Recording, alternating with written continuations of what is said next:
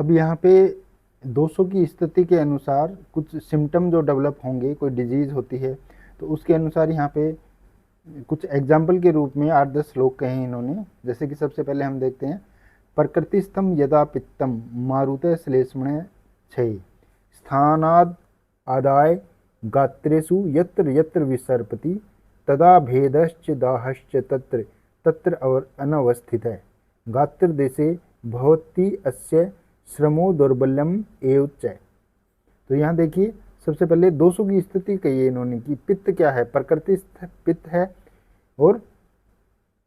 श्लेष्मणे क्षय, वात का क्षय है, मारुते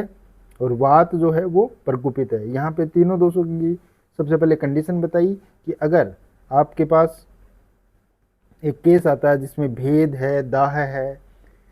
अनवस्थित है, लेकिन वो कि बर्निंग हो रही है, उसको पेन हो रहा है और पेन भी स्पेसिफिक भेदन के जैसा, जैसे काट रहा है कोई अंदर से, इस प्रकार का पेन है और वो अनवस्थित है, मतलब कभी बॉडी में किसी स्थान पे कभी किसी स्थान पे अनवस्थित दाह और भेद, ये अगर कंडीशन है तो वहाँ दोषों की स्थिति इस प्रकार रहेगी कि पित्त वहाँ सम है, कफ का क्षय है और वात का प्रकोप है। तो इस प्रकार इस कंडीशन में क्या होता है कि जो प्रकुपित कफ है,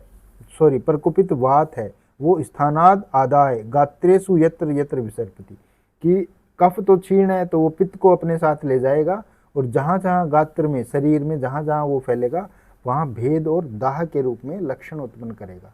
और वो जो लक्षण है वो अनवस्थित रहेंगे क्योंकि वात के कारण है, तो वात क्या मूवमेंट करती रहती है बॉडी में, इसलिए वहाँ दोष है, वो वात जो दोष है उसके कारण जो लक्षण है वो अनवस्थित रहेंगे। मतलब कभी कहाँ दर्द है, कभी कहाँ बर्निंग फील हो रही है, कभी दूसरी जगह बर्निंग फील हो रही है, पेशेंट इस प्रकार की हिस्ट्री देगा। साथ में